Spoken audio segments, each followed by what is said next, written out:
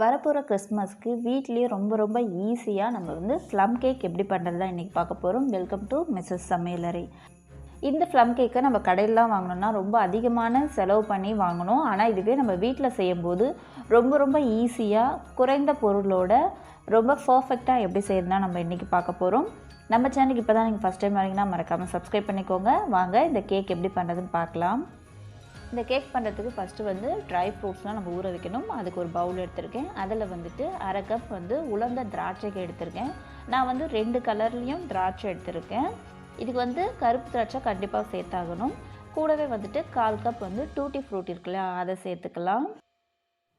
1/4 cup வந்து வெள்ளரி விதைகள் இருக்கு இல்லையா, அதையும் சேர்த்துக்கலாம். கூடவே வந்துட்டு 1/4 கப் செரீஸ், அதை வந்து நான் கட் பண்ணி சேர்த்துருக்கேன். இது கூடவே வந்துட்டு லாஸ்ட்டாக வந்து பாதாம் முந்திரி வந்துட்டு நான் வந்து பொடியாக கட் பண்ணி ஒரு அரை கப் அளவுக்கு எடுத்திருக்கேன். நீங்கள் வந்து இந்த ட்ரை ஃப்ரூட்ஸ் தான் சேர்க்கணும்னு இல்லை.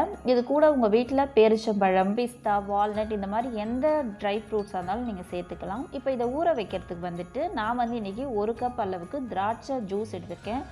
இதுக்கு வந்துட்டு ஷாப்லலாம் வந்து எப்படி செய்வாங்கன்னா ஒயின் ரம் இதெல்லாம் ஊற்றி தான் செய்வாங்க. நம்ம வீட்டில் செய்கிறதுனால அதெல்லாம் நம்ம யூஸ் பண்ண போகிறதில்ல. அதுக்காக ஆரஞ்சு ஜூஸ் இல்லைனா வந்து கிரேப் ஜூஸ் எடுத்துக்கலாம். நான் வந்து இன்றைக்கி கிரேப் ஜூஸ் தான் எடுத்திருக்கேன்.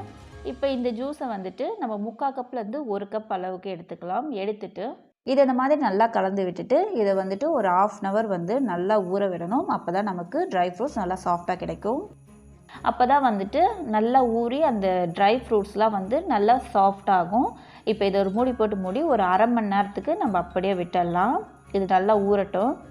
அடுத்ததாக வந்துட்டு நமக்கு இதுக்கு கேரமல் சிரப் வேணும். அதுக்கு வந்து ஒரு பேனில் வந்து அரை கப் சர்க்கரை சேர்த்துருக்கேன். ஸ்டவ்வை வந்து ஹை ஃப்ளேம்லேயே வச்சுட்டு இந்த சர்க்கரை நல்லா கரைஞ்சி ஒரு தேன் கலர் வரணும். அது வரைக்கும் நம்ம வந்து நல்லா கலந்து விட்டுக்கலாம். ஸ்டவ்வை வந்து நல்லா ஹை ஃப்ளேம்லேயே வச்சுட்டு ஒரு 2லேருந்து 3 நிமிஷத்துக்கு இந்த மாதிரி நம்ம சர்க்கரையை கலந்துக்கிட்டே இருந்தோம்னா சர்க்கரை வந்து அதுவாக கரைய ஆரம்பிக்கும். பாருங்கள், அதுவாகவே நல்லா கரைஞ்சி வருது. இப்போது கைவிடாமல் இந்த மாதிரி கலந்து விட்டுக்கிட்டே இருக்கணும், இல்லைன்னா கட்டிகள் வர ஆரம்பிச்சிடும். பாருங்கள், கலர் வந்து சேஞ்ச் ஆகுது.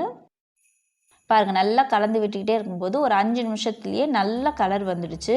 இது வந்து ஓவராகவும் வந்துட்டு கரிஞ்சு போயிடக்கூடாது. இந்த மாதிரி கலர் வந்தோடனே ஸ்டவ் ஆஃப் பண்ணிடணும். பாருங்கள், நல்லா தேன் கலரில் வந்துடுச்சு. ஸ்டவ் ஆஃப் பண்ணிவிட்டு ஒரு நிமிஷத்துக்கு நல்லா இந்த மாதிரி கலந்து விட்டுக்கிட்டே இருக்கணும். கலந்து விட்டதுக்கப்புறமா இப்போ வந்து அரை கப்பு வந்து தண்ணி வந்து நான் ஒரு பக்கம் நல்லா சூடு பண்ணி வச்சுருக்கேன். நல்லா சூடான தண்ணியை கொஞ்சமாக சேர்த்து நல்லா கைவிடாமல் கலந்து விட்டுக்கிட்டே இருக்கணும். அப்போ தான் வந்துட்டு கட்டிகள் எதுவும் இல்லாமல் நமக்கு வந்து ஒரு சிரப் மாதிரி இந்த சுகர் வந்து வரும். பாருங்கள், நல்லாவே வந்து கலர் மாறி அந்த சலசலப்பு எல்லாமே அடங்கிடுச்சு.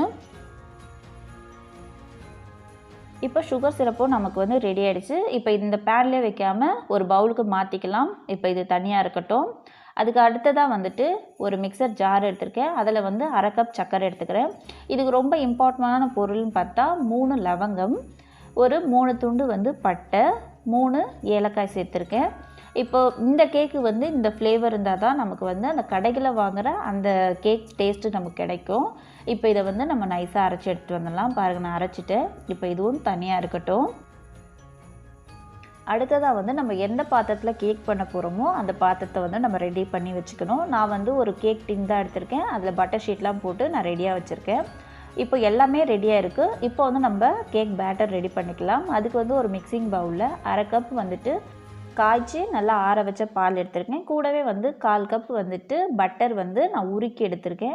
இதுக்கு பதிலாக நீங்கள் வந்து வாசனை இல்லாத எண்ணெய் கூட எடுத்துக்கலாம். இப்போ இதை ரெண்டுத்தையும் வந்து நல்லா மிக்ஸ் பண்ணிக்கலாம். உங்களுக்கு வெண்ணிலா ஃப்ளேவர் பிடிக்கும்னா இந்த டைமில் இது கூடவே வெண்ணிலா எசன்ஸ் கூட சேர்த்துக்கலாம். ஆனால் நான் வந்து எதுவும் சேர்க்கல. இப்போ வந்து இது நல்லா மிக்ஸ் பண்ணதுக்கப்புறமா ஒரு ஜன்னி வச்சுட்டு அதில் 1 கப் மைதா மாவு சேர்த்துருக்கேன். கூடவே வந்துட்டு 3 டீஸ்பூன் பால் பவுடர் சேர்க்குறேன். இது வந்து ஆப்ஷனல் தான், உங்களுக்கு வேணான்னா நீங்கள் ஸ்கிப் பண்ணிக்கலாம். ஆனால் இது சேர்க்கும் போது ஒரு நல்ல ஒரு ஃப்ளேவர் கிடைக்கும். டேஸ்ட்டும் ரொம்பவே நல்லாயிருக்கும். இப்போ இது கூடவே வந்து நம்ம அரைச்சி வச்சு இல்லையா சர்க்கரை, அதையும் சேர்த்துக்கலாம். சேர்த்துட்டு இதை வந்து நல்லா ஜலிச்சிக்கலாம். ஃபஸ்ட்டு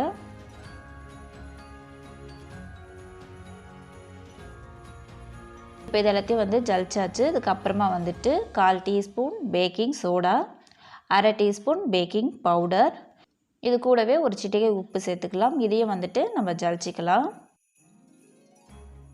இப்போது எல்லாத்தையும் சேர்த்தாச்சு. சேர்த்ததுக்கப்புறமா ஒரு ஸ்பேச்சுலா வச்சுட்டு இதை நல்லா வந்து மிக்ஸ் பண்ணிக்கலாம்.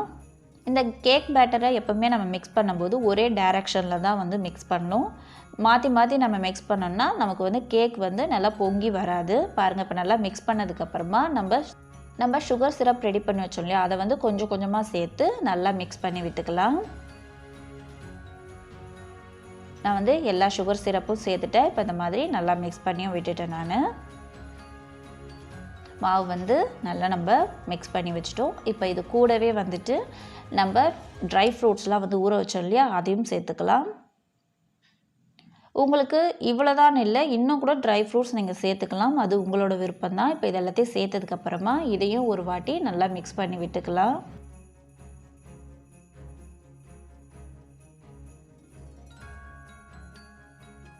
பாருங்கள், நான் நல்லாவே மிக்ஸ் பண்ணிட்டேன். இந்த பதத்தில் இருக்கணும் மாவு. இப்போ வந்துட்டு கேக் டின்னும் ரெடியாக இருக்குது. அதில் வந்து கலந்து வச்சுருக்க மாவை சேர்த்துக்கலாம்.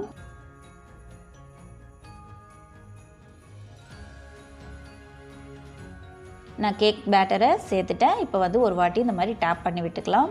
நான் வந்து ஒரு 5 நிமிஷத்துக்கு முன்னாடியே ஒரு அடிகனமான பாத்திரத்தை வந்து ப்ரீ ஹீட் பண்ணி வச்சுருக்கேன். உள்ளே வந்து ஒரு ஸ்டாண்ட் வச்சுருக்கேன். இப்போது அதில் வந்துட்டு நம்ம ரெடி பண்ணி வச்சுருக்க கேக் டின்னை வச்சிடலாம். வச்சதுக்கப்புறமா ஒரு காற்று போகாத மாதிரி ஒரு மூடியை வச்சு நம்ம க்ளோஸ் பண்ணிடலாம். அந்த மூடியில் இருக்க ஹோலை கூட ஒரு சின்ன பேப்பர் மாதிரி வச்சு நம்ம அடைச்சிடலாம். அப்போ தான் வந்து காற்று போகாமல் நமக்கு கேக் வந்து நல்லா வெந்து வரும். இந்த கேக் வந்து ரெடி ஆகிறதுக்கு மினிமம் வந்து 45 நிமிஷத்துலேருந்து 1 மணி நேரம் வரைக்கும் ஆகும். நான் இடையில வந்து ஒரு 10 நிமிஷத்துக்கு கழித்து ஓப்பன் பண்ணி மேலே வந்துட்டு நான் சில நட்ஸுங்களை வந்து கொஞ்சம் அழகுக்காக டெக்கரேஷன் பண்ணியிருக்கேன். இதை ஃபஸ்ட்டே நம்ம மாவில் வந்து வச்சோன்னா அந்த மாவு பொங்கி வரும்போது மேலே வச்சுருக்க பொருள்லாம் வந்துட்டு எல்லாம் உள்ளே போயிடும். அதனால் பாதி வெந்ததுக்கப்புறம் நான் வச்சு மறுபடியும் க்ளோஸ் பண்ணிக்கிறேன். க்ளோஸ் பண்ணிவிட்டு ஒரு 45 நிமிஷம் கழித்து நான் ஓப்பன் பண்ணி பார்க்குறேன். பாருங்கள், கேக் வந்துட்டு நமக்கு நல்லா பர்ஃபெக்டாக ரெடியாக இருக்குது. அது வெந்துருச்சான்னு பார்க்க நான் ஒரு கத்தி விட்டு பார்க்குறேன். கத்தியில் வந்து மாவு ஒட்டாமே சூப்பராக வந்திருக்கு. இது வந்துட்டு இப்போ இறக்கிட்டு நல்லா ஆறட்டும். ஆறினதுக்கப்புறம் நான் கட் பண்ணி காமிக்கிறேன். பாருங்கள், கேக் வந்து நல்லாவே கம்ப்ளீட்டாக ஆறிடுச்சு. இப்போ இது ஒரு பிளேட்டுக்கு நான் மாற்றிக்கிறேன். பாருங்கள், அது வந்து நல்லா ஒட்டாமல் நமக்கு சூப்பராக ரெடியாக இருக்குது.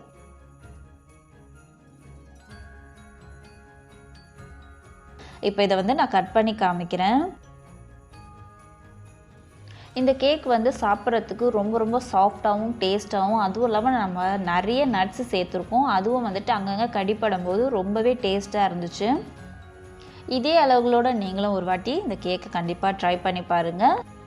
இந்த வீடியோ உங்களுக்கு பிடிச்சிருக்கும்னு நினைக்கிறேன். பிடிச்சிருந்தா மறக்காம நம்ம சேனலை சப்ஸ்கிரைப் பண்ணிக்கோங்க. கூடவே வர பெல் பட்டனில் ஆல் ஆப்ஷனும் கிளிக் பண்ணுங்கள். லைக் பண்ணுங்கள், ஷேர் பண்ணுங்கள், கமெண்ட் பண்ணுங்கள். தேங்க்ஸ் ஃபார் வாட்சிங்.